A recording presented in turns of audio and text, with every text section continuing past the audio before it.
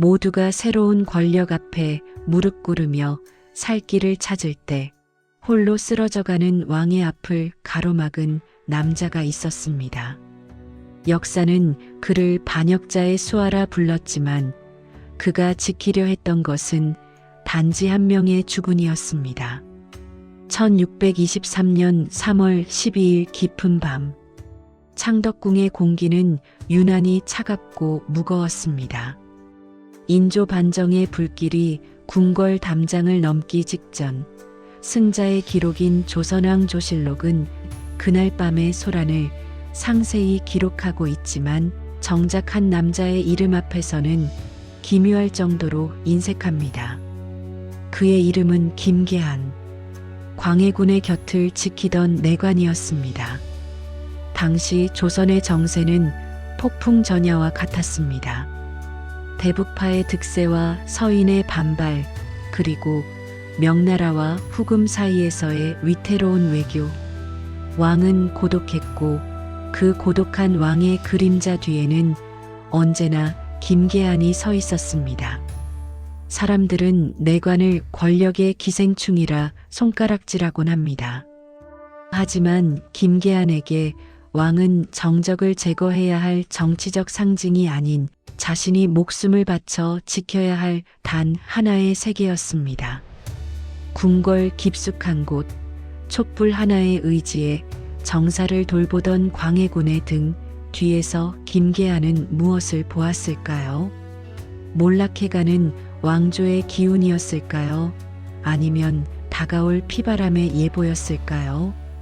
이 이야기는 승자들이 지워버린, 그러나 결코 지워질 수 없었던 어느 충신에 관한 기록입니다. 김계한이 처음부터 왕의 총애를 받는 내관이었던 것은 아닙니다. 그는 궁궐의 가장 낮은 곳에서부터 시작해 광해군이 세자 시절 겪었던 그 참혹한 전쟁과 고난을 함께 넘긴 인물이었습니다.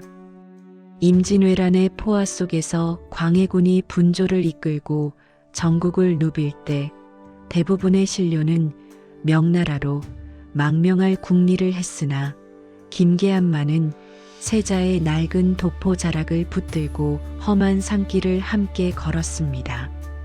그에게 왕은 정무의 대상이 아닌 인간적인 연민의 대상이었습니다. 광해군이 왕위에 오른 뒤 대궐안은 사방이 적이었습니다. 서인들은 호시탐탐 기회를 노렸고 북인들조차 자기 계파의 이익을 위해 왕을 압박했습니다. 이런 살얼음판 같은 권력의 정점에서 광해군이 유일하게 마음을 놓을 수 있었던 곳은 김계한이 지키는 침전뿐이었습니다. 기록에 따르면 김계한은 침묵이 깊은 사람이었습니다. 그는 왕이 내뱉는 한숨의 의미를 누구보다 먼저 알아차렸고 왕이 잠 못 이루는 밤이면 아무 말 없이 차를 달여 올리며 곁을 지켰습니다. 권력을 이용해 매관매직을 일삼던 여느 내관들과 달리 김계한은 궐 밖의 소문이나 뇌물에는 눈길조차 주지 않았습니다. 오직 광해라는 한 남자의 안위만이 그의 세계였습니다. 그러나 그 깊은 신뢰는 누군가에게는 시기의 대상이, 또 누군가에게는 제거해야 할 장애물이 되었습니다. 왕의 눈과 귀를 가리는 간신이라는 프레임은 그렇게 서서히 김계한의 이름 위에 씌워지기 시작했습니다. 정작 그는 왕의 가장 맑은 거울이었음에도 말입니다. 승자의 붓은 매서웠습니다. 인조 반정 이후 기록된 인조실록에서 김계한이라는 이름은 군주의 눈을 가린 요사스러운 내관으로 묘사됩니다. 사관들은 그가 궁궐의 안팎을 통제하며 왕의 판단을 흐리게 했고 아첨을 일삼아 권세를 탐했다고 적었습니다. 당시 서인 세력에게 김계한은 광해군의 실정을 부추긴 이른바 궁중의 암덩어리와도 같은 존재였습니다. 하지만 여기서 우리는 한 가지 의문을 던져야 합니다. 진정 그가 권력만을 탐한 간신이었다면 왜 반정의 기운이 궁궐을 덮치던 그 결정적인 순간에 도망치지 않았을까요? 당시 많은 내관과 궁녀들은 이미 형세를 파악하고 궐을 빠져나가거나 새로운 권력자인 능양군인조 측에 줄을 대고 있었습니다. 정보의 중심에 서 있던 김계안이 이를 몰랐을 리 없습니다.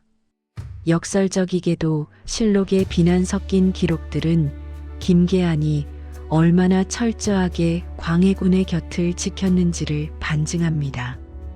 왕의 곁에서 한 발자국도 물러나지 않으니 외부의 소식이 왕에게 닿지 못했다는 사관의 비판은 뒤집어 생각하면 김계안이 외부의 위협으로부터 왕을 보호하기 위해 스스로 방패가 되었음을 의미하기도 합니다. 기록은 승자의 전유물입니다. 반정에 성공한 이들에게 김계안은 반드시 제거되어야 할 악이어야만 했습니다. 그가 충신으로 남는다면 그를 죽이고 왕을 끌어내린 명분이 희석되기 때문입니다. 그렇게 김계안은 역사 속에서 자신의 진심을 빼앗긴 채 이름 뒤에 간신이라는 낙인이 찍힌 채 박제되었습니다. 우리는 흔히 충성을 국가나 이념에 대한 맹세라고 생각합니다. 하지만 김계안의 충성은 조금 더 본질적이고 인간적인 것이었습니다. 그는 왕의 권력이 아닌 인간 광해의 고독을 지키려 했던 것은 아닐까요? 선조의 냉대와 임진왜란의 참화 속에서 세자 시절을 보낸 광해군은 평생을 배신과 독살의 공포 속에서 살았습니다. 형제들을 죽음으로 몰아넣고 어머니를 폐위시키는 극단적인 정치를 펼치면서도 밤마다 악몽에 시달리며 식은 땀을 흘리던 사람이 바로 광해군이었습니다. 신하들조차 믿지 못해 끊임없이 의심의 눈초리를 거두지 않았던 왕에게 아무런 정치적 야욕도 가질 수 없는 내관 김계안은 유일한 안식처였습니다. 어쩌면 김계안은 알고 있었을지도 모릅니다. 왕이 내리는 서슬퍼런 명령들이 사실은 두려움에서 기인한 비명이었다는 것을 말입니다. 그는 왕의 광기를 미화하지는 않았으나 그 광기 아래 숨겨진 슬픔을 외면하지도 않았습니다. 당시 궁궐 밖에서는 명나라에 대한 의리와 후금에 대한 실리 사이에서 치열한 논쟁이 벌어지고 있었습니다. 하지만 구중궁궐 깊은 곳에서 김계안이 마주한 것은 대외 정책의 고뇌가 아니라 무너져가는 한 남자의 영혼이었습니다. 그가 지키려 했던 것은 조선의 사직 이전에 자신을 유일하게 믿어준 단 한 사람의 마지막 자존심이었을 것입니다. 역사는 이를 간신의 밀착이라 적었지만 우리는 이를 인간적인 연민의 극치라 읽어볼 수 있습니다. 1623년 3월 12일 밤 도성박 홍제원에는 서인 세력의 군사들이 집결하고 있었습니다. 이귀, 김자점 그리고 훗날 인조가 되는 능양군이 이끄는 반정군이었습니다. 하지만 대궐안은 기묘할 정도로 고요했습니다. 광해군은 궁궐을 지키는 훈련대장 이응립이 이미 반정군과 내통했다는 사실을 꿈에도 모른 채 평소처럼 연회를 즐기거나 깊은 생각에 잠겨 있었을 것입니다. 김계안은 그날 밤 평소와 다른 공기의 흐름을 감지했습니다. 궐을 지키는 병사들의 눈빛이 흔들리고 있었고 궁녀들의 발소리는 평소보다 다급했습니다. 정보의 정점에 서 있던 수석 내관으로서 그는 이미 궐 밖의 소란이 단순한 소요가 아님을 직감했을 것입니다. 하지만 그는 왕에게 달려가 피신을 권유하기보다 조용히 왕의 침전 앞을 지켰습니다. 그것은 이미 기울어진 운명을 직감한 자의 마지막 예의였습니다. 밤이 깊어지자 창의문의 빗장이 풀렸습니다. 반정군의 횃불이 밤하늘을 붉게 물들이며 대궐 안으로 들이닥쳤습니다. 철석같이 믿었던 호위 병력은 총구의 방향을 돌렸고 궁궐은 순식간에 아수라장으로 변했습니다. 반정이다 라는 고함이 대궐을 뒤덮을 때 가장 먼저 칼날 앞에 선 이들은 도망치는 내관들이 아닌 끝까지 왕의 침전을 가로막은 소수의 충복들이었습니다. 김계한은 그 혼란의 중심에서 무엇을 생각했을까요? 자신이 모시던 주군이 한순간에 폐주로 전락하는 그 찰나의 순간에도 그는 자신의 손에 든 촛불이 꺼지지 않게 가렸습니다. 왕의 권위가 무너지는 것은 막을 수 없었지만 인간으로서의 마지막 품격만큼은 지켜주고 싶었던 것입니다. 그것이 기록되지 않은, 그러나 그날 밤 김계한이 가졌던 가장 무거운 사명이었을 것입니다. 창덕궁의 정전인 인정전이 불길에 휩싸이고 반정군의 함성이 침전 문턱까지 도달했습니다. 도망칠 기회는 분명 있었습니다. 이미 많은 내관이 담을 넘었고 몇몇은 반정군에게 길을 안내하며 목숨을 구걸하고 있었습니다. 그러나 김계한은 움직이지 않았습니다. 그는 왕이 머무는 방 앞 그 좁은 복도에 꼿꼿이 서서 다가오는 칼날들을 응시했습니다. 철컥거리는 갑옷 소리와 함께 반정군의 장수들이 들이닥쳤습니다. 그들의 눈에는 광기 어린 승리감이 서려 있었고 손에 든 칼에는 이미 누군가의 피가 묻어 있었습니다. 패주는 어디 있느냐? 는 서슬퍼런 외침이 복도를 울렸습니다. 하지만 김계한은 떨리는 목소리 하나 없이 대답했습니다. 이곳은 주상전하의 침소다. 누구도 허락 없이 발을 들릴 수 없다. 이것은 저항이라기보다는 의식에 가까웠습니다. 이미 전세는 기울었고 왕의 권위는 바닥에 떨어졌습니다. 하지만 김계한에게 있어 왕이란 존재는 정치적 이해관계로 설명되는 것이 아니었습니다. 그는 평생을 바쳐 지켜온 자신의 삶 그 자체를 부정할 수 없었던 것입니다. 반정군의 칼날이 그의 목을 겨누었을 때도 그는 눈을 피하지 않았습니다. 결국 그는 거칠게 제압당했습니다. 승자들의 기록은 그가 비굴하게 목숨을 구걸했다거나 혹은 왕의 행방을 실토했다고 적지 않았습니다. 대신 그가 간사하게 왕을 보필하여 나라를 망쳤다는 죄목으로 처참하게 끌려갔음을 전합니다. 왕이 폐위되어 강화도로 유배를 떠나던 그 처절한 새벽 김계한은 차가운 옥사에 갇혀 주군의 마지막 뒷모습조차 보지 못했습니다. 그의 세계가 완전히 무너져 내리는 순간이었습니다. 새로운 태양이 떴으나 김계한에게 그것은 영원한 어둠의 시작이었습니다.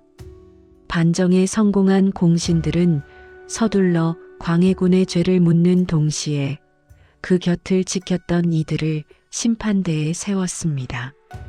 김계한은 가장 먼저 지목된 인물 중 하나였습니다. 국문장에 끌려 나온 그에게 쏟아진 질문은 오직 하나였습니다. 내 놈이 어떻게 왕의 눈을 가리고 조정을 어지럽혔느냐는 것이었습니다. 하지만 김계한은 입을 열지 않았습니다. 그가 입을 열어 누군가의 이름을 대거나 자신의 행위가 왕의 명령이었다고 변명했다면 목숨은 구했을지도 모릅니다. 그러나 그는 침묵을 선택했습니다. 그 침묵은 주군에 대한 마지막 예우이자 자신이 살아온 평생에 대한 증명 방식이었습니다. 승자들은 그의 침묵을 오만함과 반성 없는 범죄로 규정했습니다. 그가 왕을 위해 밤낮 없이 헌신했던 기록들, 전쟁터에서 세자를 등에 업고 달렸던 충심의 흔적들은 단 한 줄의 문장으로 지워졌습니다. 왕의 총애를 믿고 방자하게 굴어 나라를 망친 간신. 이제 김계한이라는 이름은 공적에서 사라지기 시작했습니다. 그가 거처하던 방은 불태워졌고 그가 왕에게 올렸던 수많은 상고문과 서류들은 파기되었습니다. 역사는 그가 한 일을 기록하는 대신 그가 해서는 안 되었을 일들을 지어내기 시작했습니다. 진실은 그렇게 권력의 불길 속에서 재가 되어 흩어져 갔습니다. 우리는 흔히 역사를 사실의 기록이라 믿습니다. 하지만 때로는 기록된 문장보다 기록되지 않은 빈칸이 더 많은 진실을 말해주기도 합니다. 김계한이라는 이름이 실록에서 철저히 부정적으로 묘사되거나 아예 지워졌다는 사실은 역설적으로 그가 당시 권력자들에게 얼마나 불편한 존재였는지를 증명합니다. 만약 그가 단순히 자신의 안위만을 챙기는 기회주의자였다면 반정의 주역들과 타협하여 자리를 보전하거나 적당한 뇌물로 죄를 씻었을 것입니다. 조선의 수많은 내관이 정권이 바뀔 때마다 그렇게 살아남았습니다. 하지만 김계한은 그러지 않았습니다. 그는 승자의 논리에 편입되기를 거부했고 그 결과로 기록의 말살이라는 형벌을 받게 된 것입니다. 현대의 사학자들은 이 지점에서 김계한의 진면목을 발견합니다. 그는 단순한 내시가 아니라 광해군이 추진했던 중립 외교와 대동법 등 파격적인 정책의 이면을 가장 잘 알고 있었던 정책의 동반자였을 가능성이 큽니다. 광해군이 신료들의 거센 반대 속에서도 자신의 뜻을 굽히지 않을 수 있었던 것은 궁궐 내부에서 자신을 온전히 이해하고 보좌하는 김계한 같은 인물이 있었기에 가능했을 것입니다. 역사의 빈칸을 채우는 것은 결국 우리의 몫입니다. 간신이라는 낙인 아래 가려진 그의 인간적인 고뇌와 무너지는 왕조를 끝까지 지탱하려 했던 그 고독한 어깨를 상상해 봅니다.